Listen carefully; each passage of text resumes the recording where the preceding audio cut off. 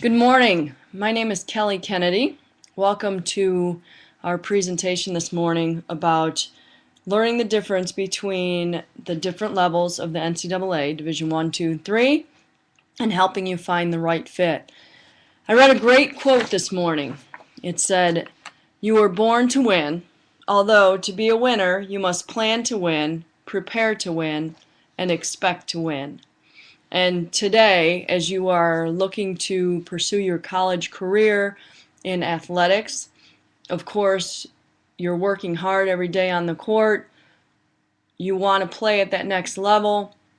What do you do to get in touch with the coaches so that you can compete at that next level? And today we're going to talk about that and the things you need to do. And you're on your way, taking that next step to prepare. So preparing for that next step. And let me tell you a little bit quickly about myself. My name is Kelly Kennedy. I'm a former Division I basketball coach. I was the head coach at the University of Akron, assistant at Iowa State, TCU, and Oregon. Have some Big 12 championships, been to the NCAA tournament several times. And through my coaching career, I've spent a lot of time working with athletes and parents, obviously on the recruiting side, and learned what athletes really need to do and the confusion that parents have. So what do you need to do as an athlete and parent to understand the recruiting process? It's very confusing. Coaches are telling you, we love you, this is going to be your locker room, and you're on an unofficial visit, and you're a sophomore in high school. And then when it comes down to it, are you really going to get that offer from that school? Because they have 20 other kids on campus that are a lot like you that they may have higher on their priority list. So how do you understand that stuff? So that's why I do what I do. I have a recruiting assistance business, and I help to educate parents and athletes in that process. So let's talk today about the difference between the divisions and what you can do to prepare yourself for that next level. And on this first screen, you see my website, and you can contact me through my website. You can take a look at some things that we do with recruiting. So today we're in the areas of focus. We're going to talk about the characteristics of the universities by division. So you have NCAA Division 1, 2, and 3. And then there's another division, it's called the NAIA, which is another governing body different than the NCAA.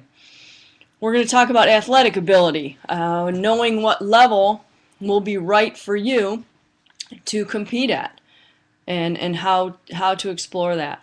We'll talk about scholarships and financial aid. How do you fund this? What types of scholarships are offered at the different levels, athletically, academically, and how that financial aid process might work. And then we'll talk about recruiting rules and eligibility, for the different levels that you can compete at. So first, we'll talk about the characteristics of the university. So you have NCAA Division I, and we all know the BCS conferences, the Big Ten, the SEC, the Big 12, the Pac-12. These are teams that you see on TV constantly. But now with the increase in media, the mid-majors are getting to be televised more often. So we're becoming more familiar with that. And Butler's probably the biggest mid-major that we know of, as they played for a national championship.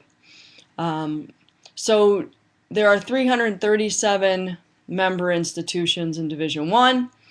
The size range. Interestingly, the range of size is from 1,500 students to 50,000 students. So the size of a school doesn't determine what level they are. It's the size of the athletic department. So they need to sponsor about 20 sports. And it's a commitment by the university and the presidents of the university, basically, that determine that. So St. Francis University in Pennsylvania is Division I, and they only have about 1,700 students. And then you have Ohio State, which is 50,000 plus students. So, but there are different levels then. So you've got the BCS conferences, the power conferences.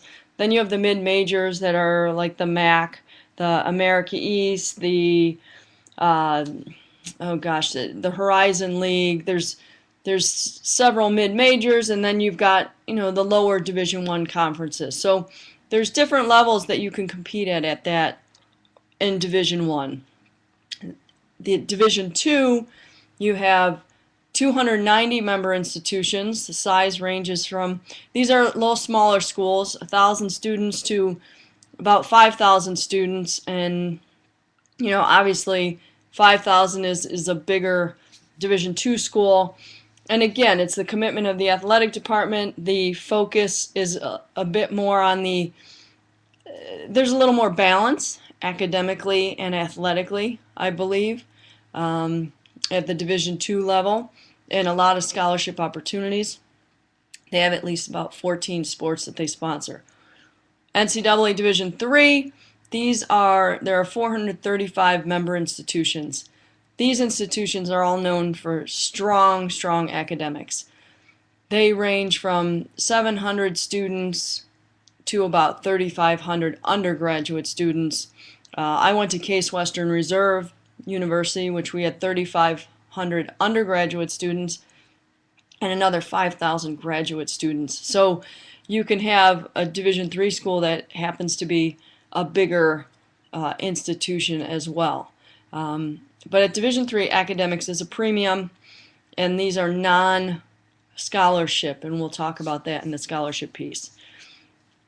And then you have the NAIA. There's two divisions. NAIA is the National Association of Intercollegiate Athletics. There are two divisions. There's the NAIA Division I and Division II, and the divisions really, the differentiation is how many scholarships that they can offer their student athletes. There are about 300 colleges in the NAIA, and they have $450 million in scholarships. So there's a lot of money at the NAIA level as well. But what are those universities? And I have some websites that you can look at the end of the presentation to explore these different schools. Let's talk about athletic ability. So in order to understand and really pursue this process to the best of your ability and direct your energies in the right spots. So the ultimate goal is to find the right fit athletically and academically. Everyone dreams of playing on TV and playing for a power conference and wants to be Division I. I myself, I was one of those kids. I wanted to be a Division I player.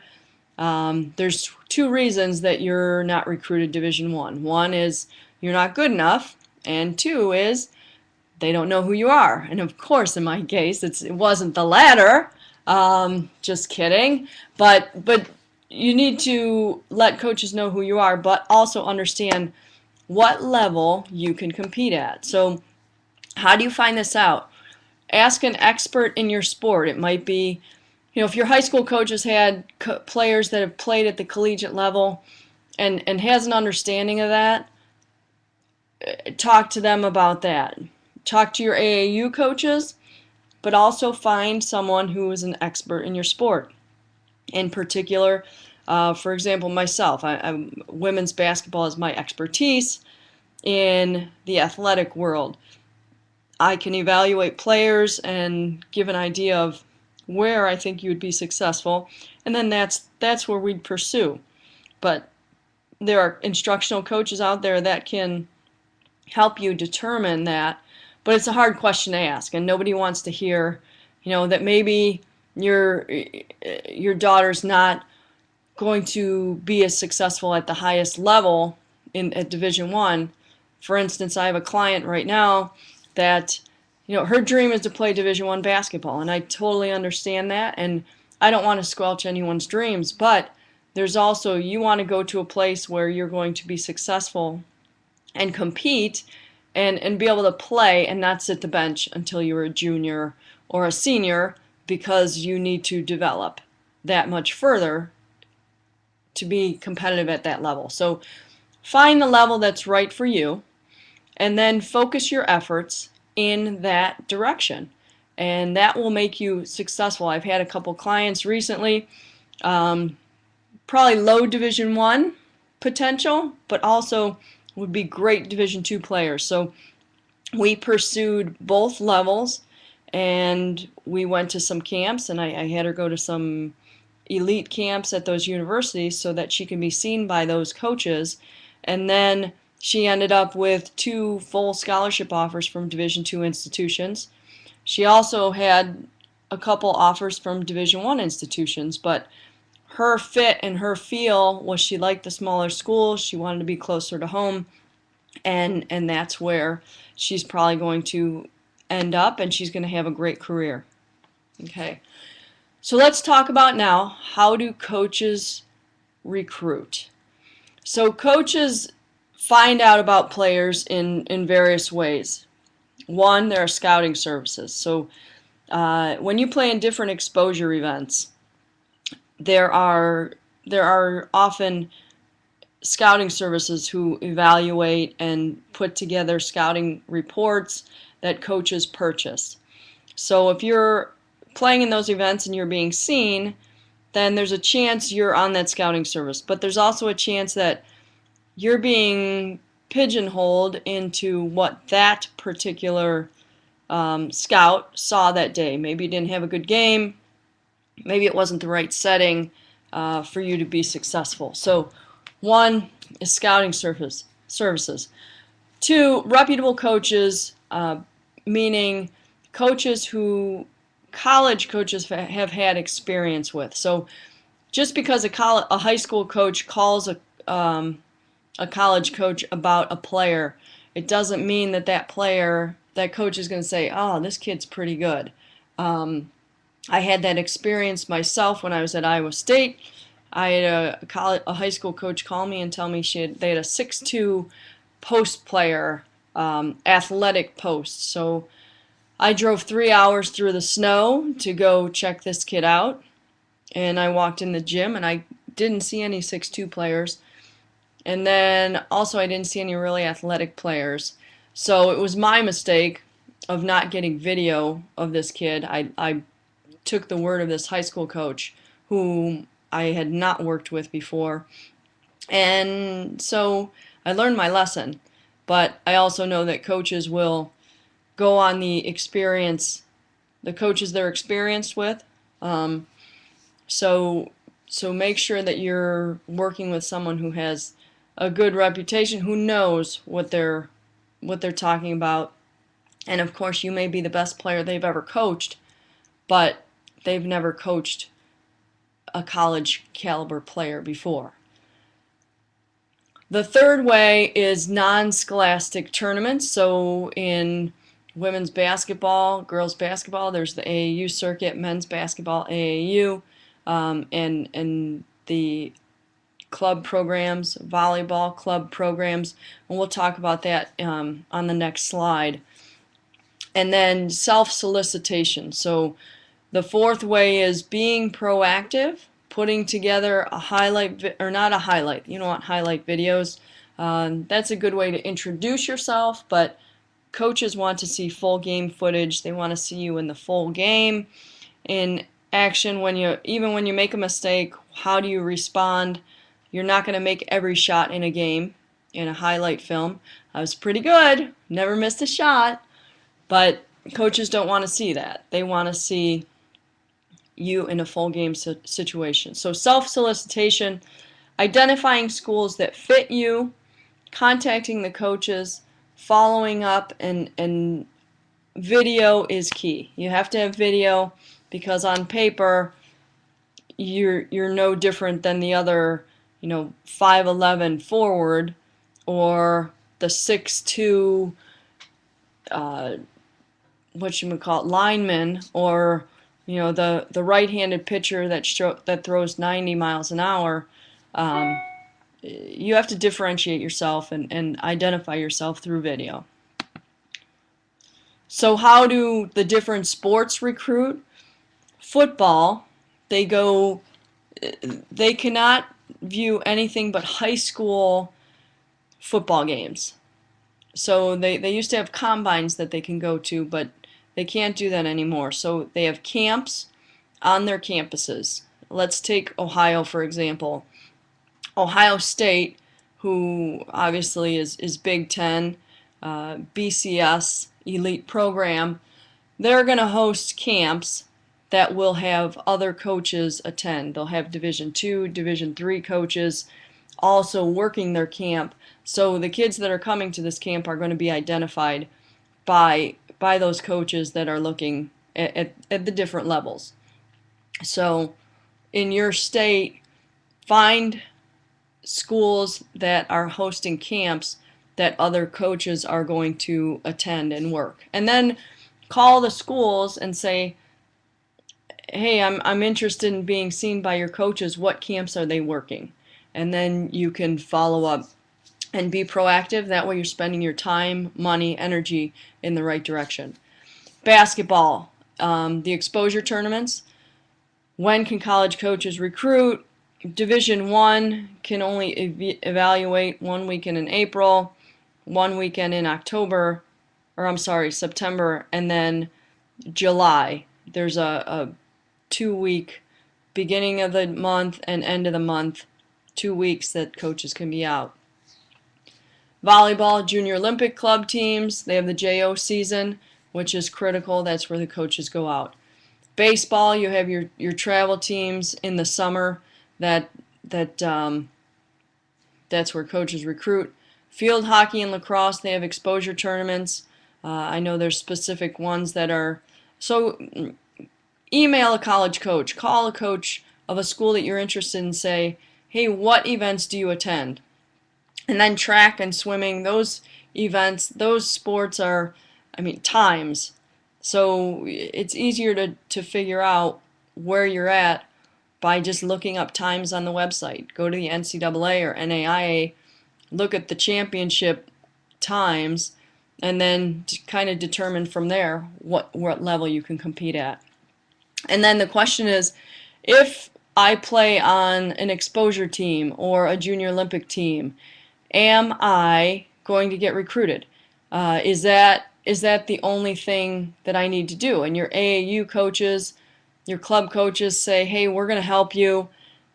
And in their eyes, helping you is getting you into those tournaments. So they're getting you into the tournaments, and they're thinking that's the exposure.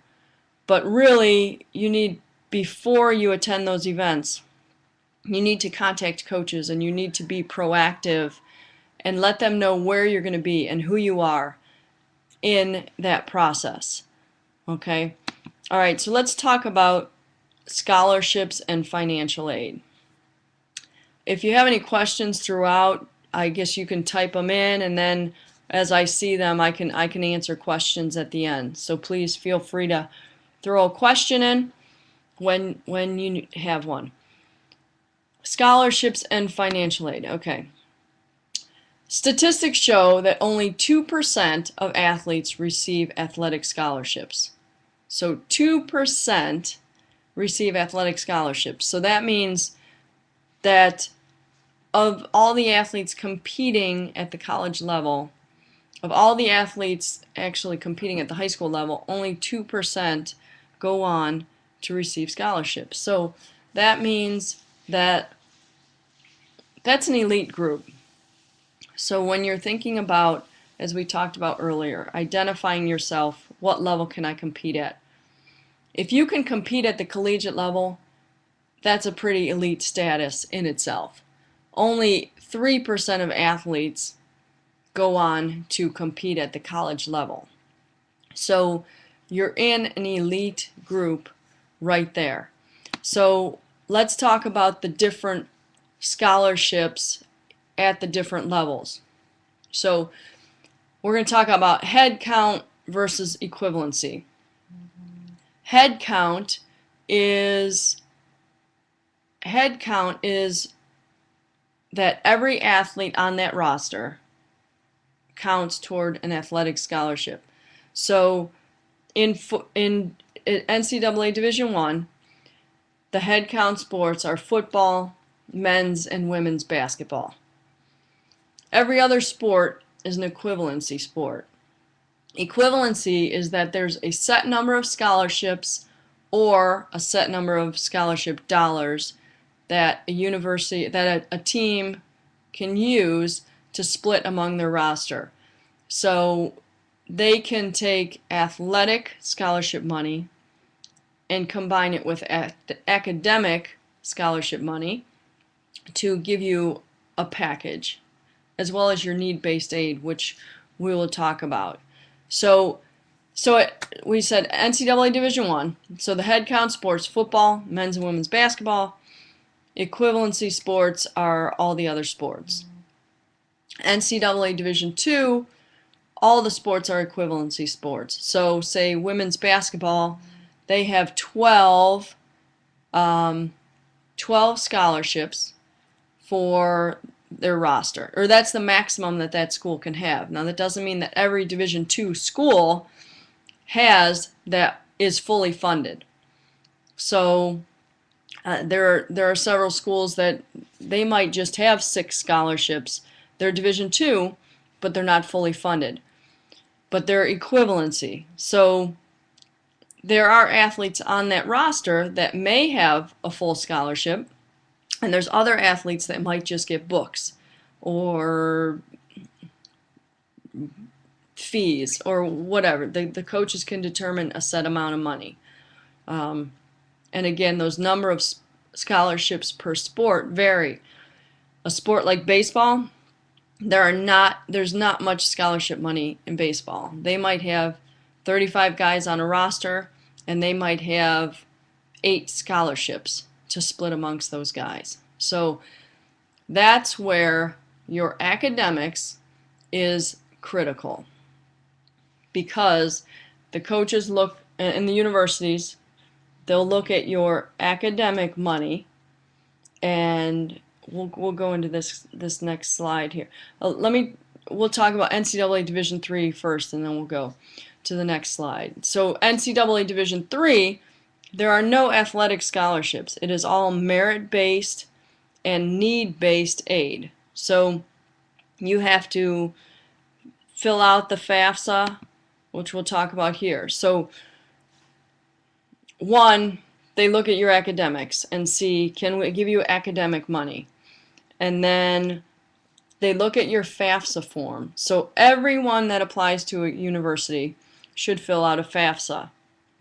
That's the federal aid, FAFSA, I forgot what it means. Financial aid, federal, but fill out the FAFSA, sorry. Ask your guidance counselor what the full term is.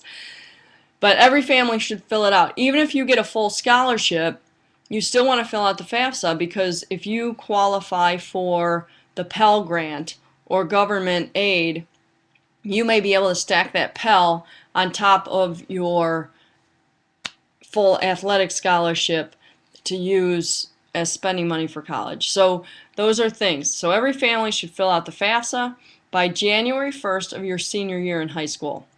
Okay? That's when the money starts getting, that's when they can start giving out packages. So if you fill out the FAFSA, prior to that you can check your EFC, your estimated family contribution. But through the FAFSA, your EFC is calculated, and that FAFSA is used for every university. And they all have the same numbers that they're dealing with. And then the university awards a financial aid package. So once you receive that package, if you're looking at 4 or 5 different universities, and you receive a package from Ohio Northern that says, we can give you $30,000 and your remainder that you pay is, $10,000, and then $4,000 of that is student loans. And then you get a package from Denison University and they say, well, we can give you $35,000 and only $2,000 is student loans and the other is grants. Go back to the other university. I mean, use it now. The universities, it's a business. So if they really want your son or daughter there, they will work to try and, compete financially to get you a better package. Eligibility requirements. It is the NCAA and the NAIA both have eligibility centers that you must register with. You need to register by your junior year with the eligibility centers. And that means through your guidance counselor, you have to communicate with them as well so that they can help you send an official transcript to the NAIA and the NCAA. When you take your SAT and ACT tests, you need to put on your testing form. It says, what colleges do you want this to be sent to? And there are codes to send to the NCAA and the NAIA. The NCAA code is 9999, and I believe the NAIA is 9783, but check me on that. So you have to put those codes in. That way your test scores need to be sent directly to the testing agencies, or directly from the testing agencies to the NCAA and NAIA eligibility centers. So be sure to do that.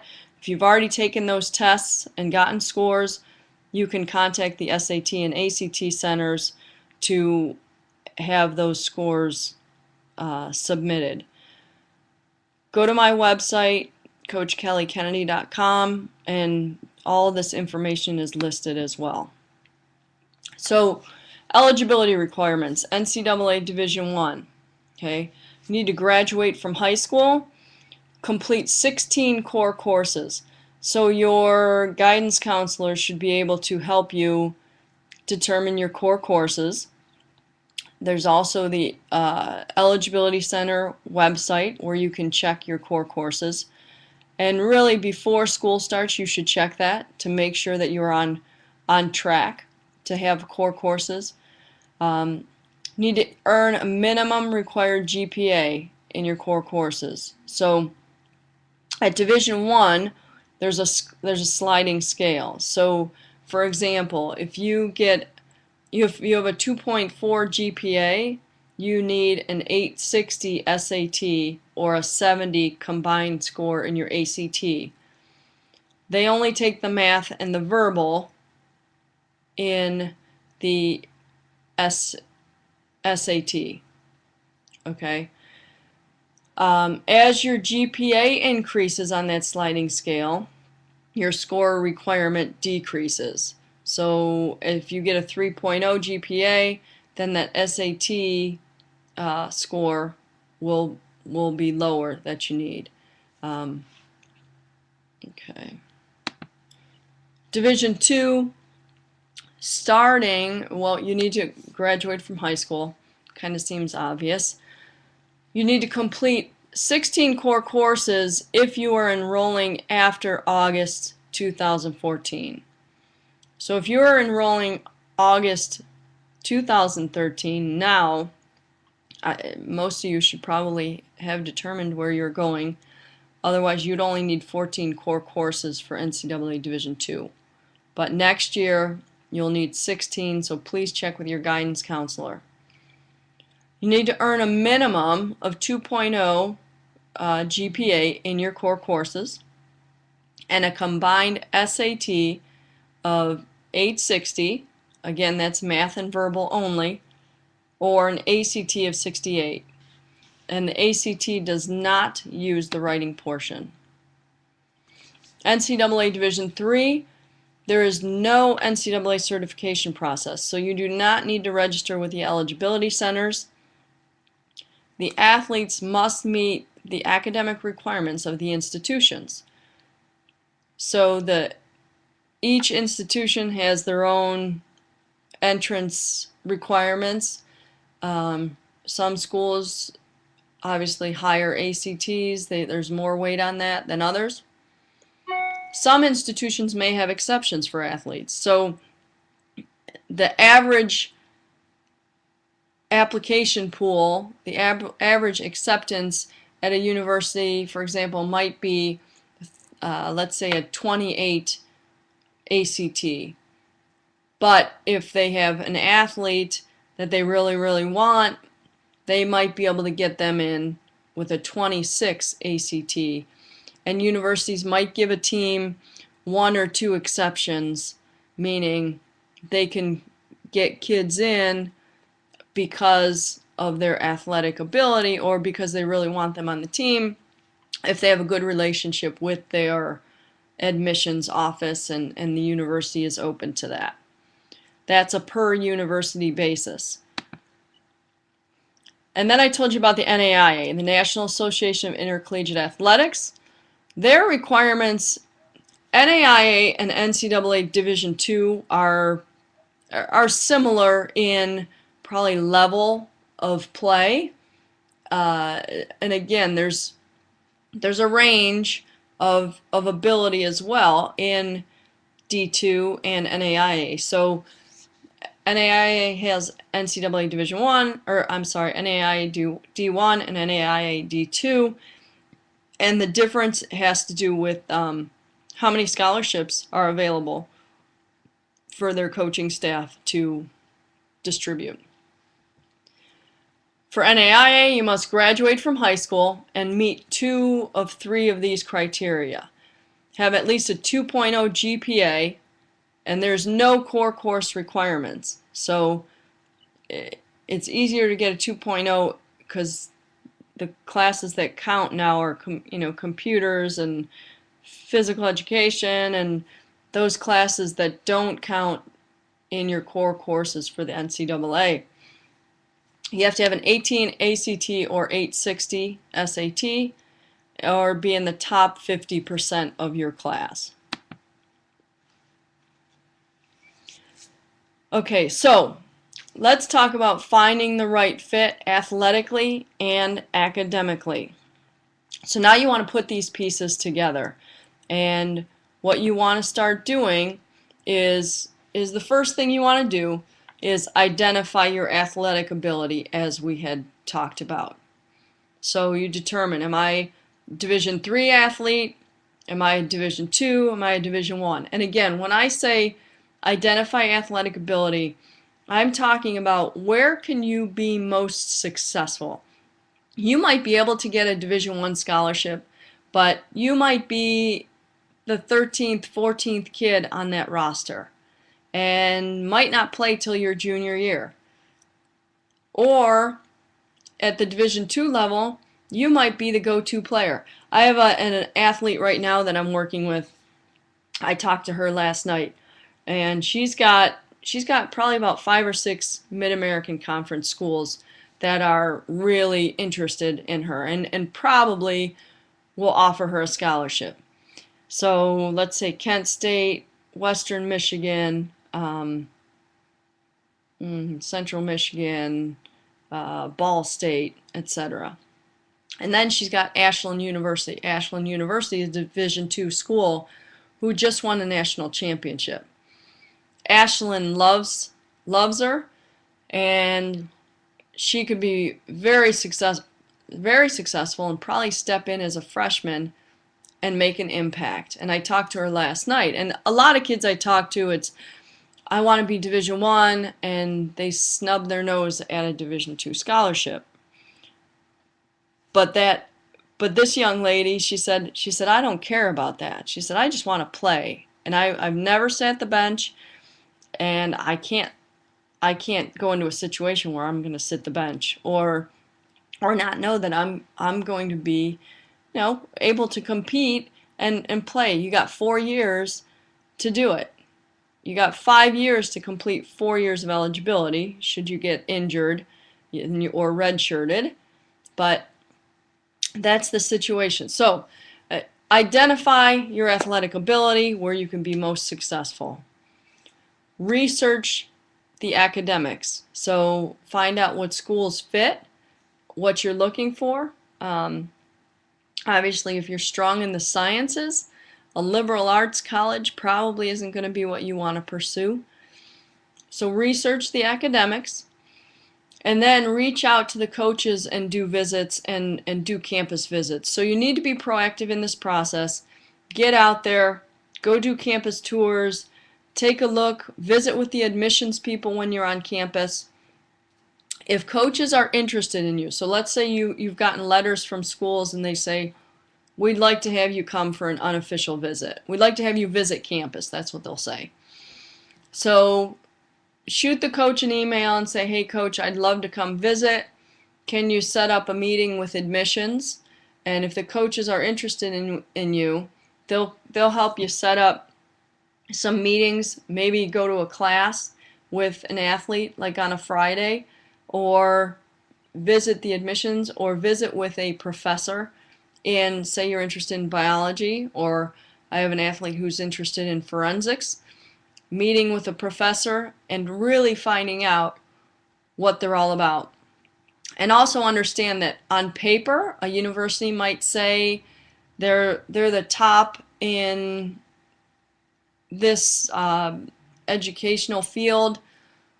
And then I had an athlete just yesterday, I talked to her mom, and they went to a campus and the university touted that they were the best, like the top 3 in the nation in this certain field.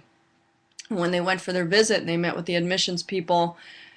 They were asking questions about this certain field, and the admissions department wasn't prepared. They didn't have any information about it, and it really was a red flag to the mom to say, okay, how prepared are they? How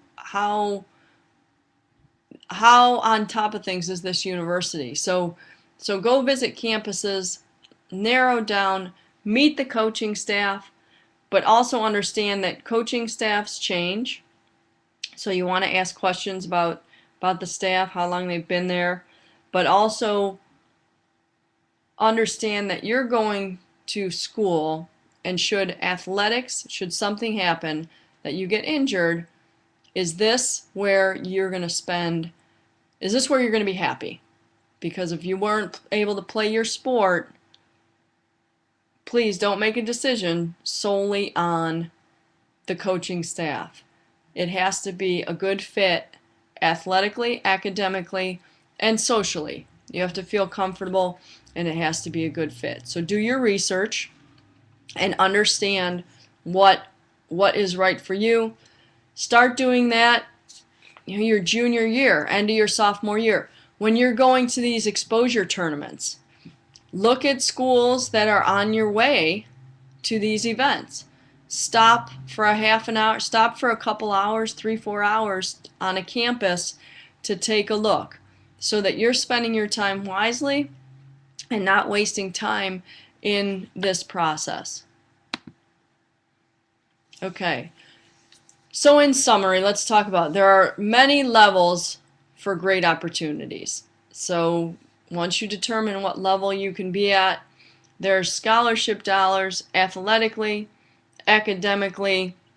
If you're a high financial need family, opportunities at Division III, you can end up with scholarships, full scholarships based on academics and financial need. So don't pigeonhole yourself. Do some research, start learning about what might be the best fit for you.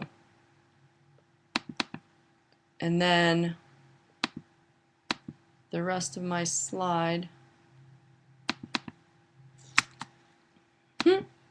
Okay. Understand what level you can compete at. Be open-minded. Use your resources for utilize your coaches, but also understand that it is not your coach's responsibility to get you a scholarship or get you to the next level. And work with them in that process and ask questions and do your research.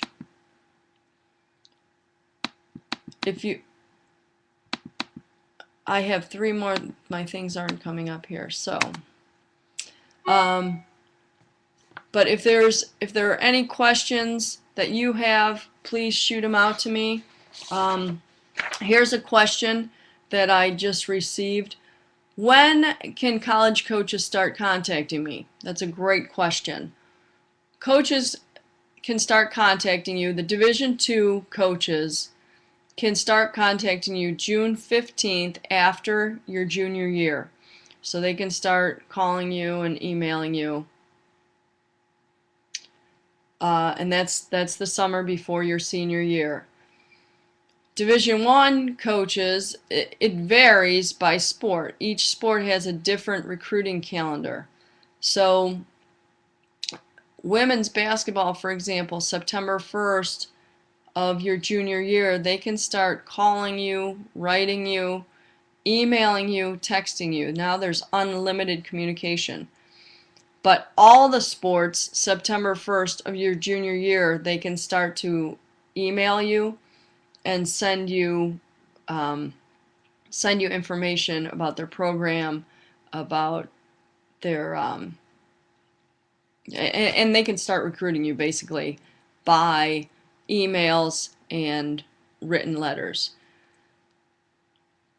Prior to that, the Division I can send you one letter, and Division II, they can send you one letter saying, we saw you play, here's our athlete questionnaire, please complete this questionnaire so that we can get you in our database. If you get that from a coach, definitely send it back in. Even if it's a school you're not familiar with, send it in, because you may find out that they had just won the NAIA national championship and have 8 scholarships for their athletes. So don't rule anything out until you're down to, schools starting to make offers to you.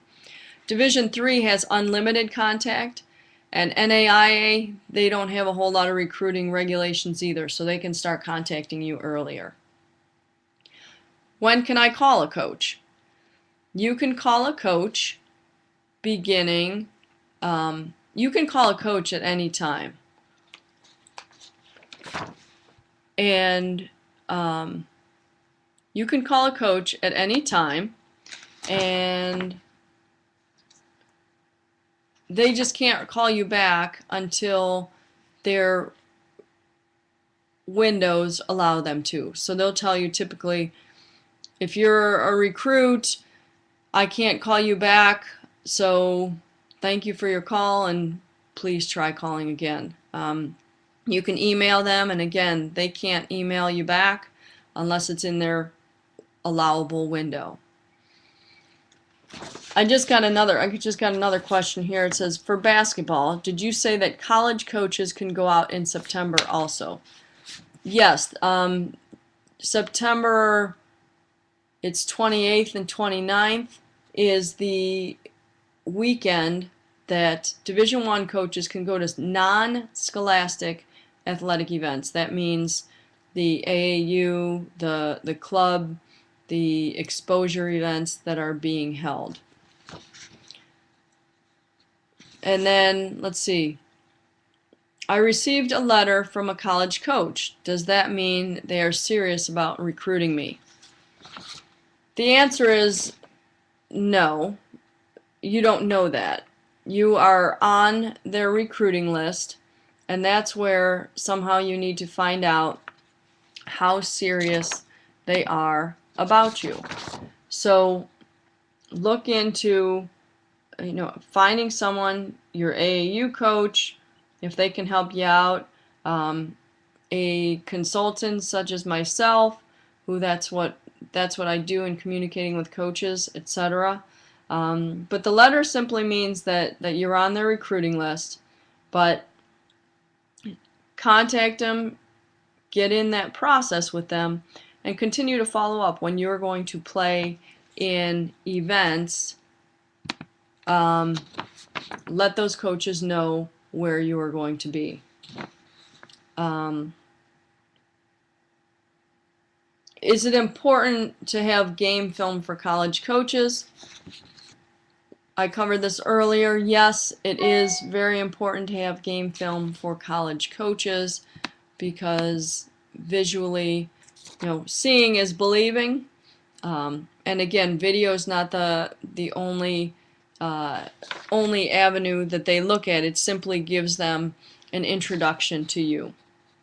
And then they'll say, we'd like to see you more, and then you follow up with the coaches. Let's see.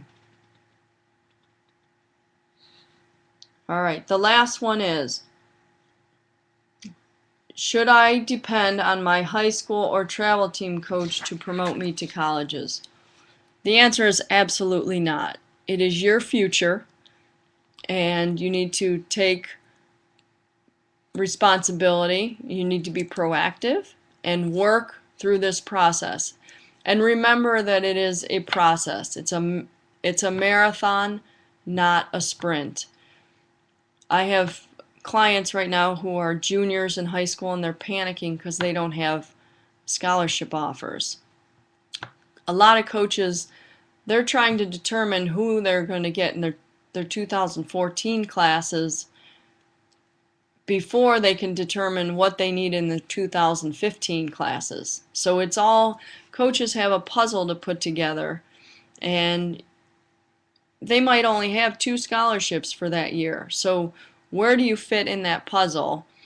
And I just got off the phone with another coach that he said, he's in Montana. I have a client in Ohio who loves the school and has gone out there and has family out there, and the coach has told her, hey, I think you're a really good player, and she's kind of got her heart set on that school. But the Montana coach told me, well, I really, there's some other really good players that are local. So is there a possibility? Yes, there's a possibility that she can get an offer, but when you think about it, coaches are going to probably try and get someone in their backyard before they go thousands of miles away for a player. So understand that there's a big process in this. It's a networking, communication business, and you need to take pride in that and work at it. And it's putting time in, because there are thousands and thousands of players who are out there just like you that might not, how do you differentiate yourself? And the one way is differentiate yourself academically. They're going to take the better student. If you're comparing equal athletic ability, they're going to take the athlete who's the better student. And then when you're out there on the field, in the court, and how do you respond to your coaches? How do you respond to your parents who are there to support you and help you? Are you being sassy and snotty to your parents? Because coaches observe you. Once they know who you are, they're watching you on and off the court. And it is it's something, you represent yourself. You are on an interview every day of your life, and that's where it is important.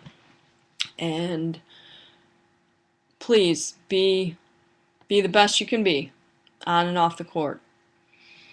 I just got a question. Do you know of an individual similar to yourself that assists with recruiting for men's basketball in the Midwest?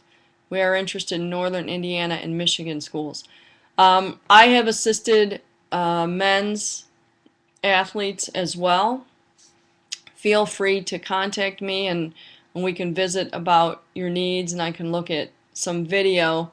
And it's really a process of working through and communicating with coaches. So I am able to work with men's athletes as well. So feel free to contact me, and I have had some success with male players. Okay, I'm looking here. There are no more questions. I'll give you one minute to throw in any last questions. And when can I start visiting college campuses? You can start visiting college campuses at any time. When do you become a prospect? You become a prospect starting your freshman year. Once you start classes, your ninth grade year in high school. So you can start visiting campuses, and it's called an unofficial visit. When you go to visit a campus, you can have as many unofficial visits as you want, and that's where you pay your own expenses. You visit, you talk to. Be sure to contact the coaches ahead of time, send them video, etc. Prior to that video,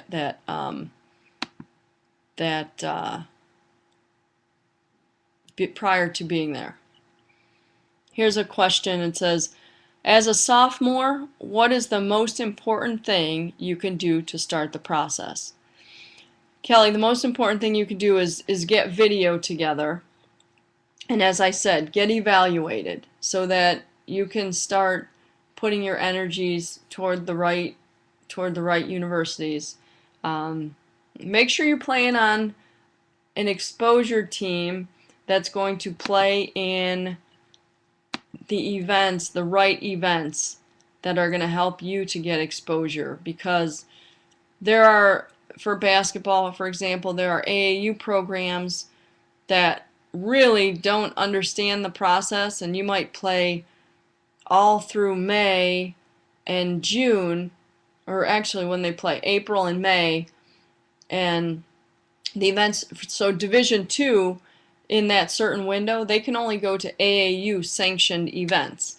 So if you're playing in all these events and none of them are AAU sanctioned, and you're a Division II kid, there aren't going to be any coaches there anyway. So be sure that you're playing on the right exposure team, and find out what they know. Ask them about recruiting and find out what they really know. And then get video together, get a profile together. Check out my website and see my profiles. College coaches are constantly going to my website and looking at video, etc., of my athletes. And it's a tool that you can use really for any sport, and send it as a URL to college coaches. So, all right, a lot of great questions. Thank you. I'm going to wrap up here. If you have any questions, you have my website. You can email me through my website and contact me. Other information you can gain through the NCAA website at ncaa.org, or the NAIA website at naia.org. Thank you for your time, and best of luck to you in your recruiting process.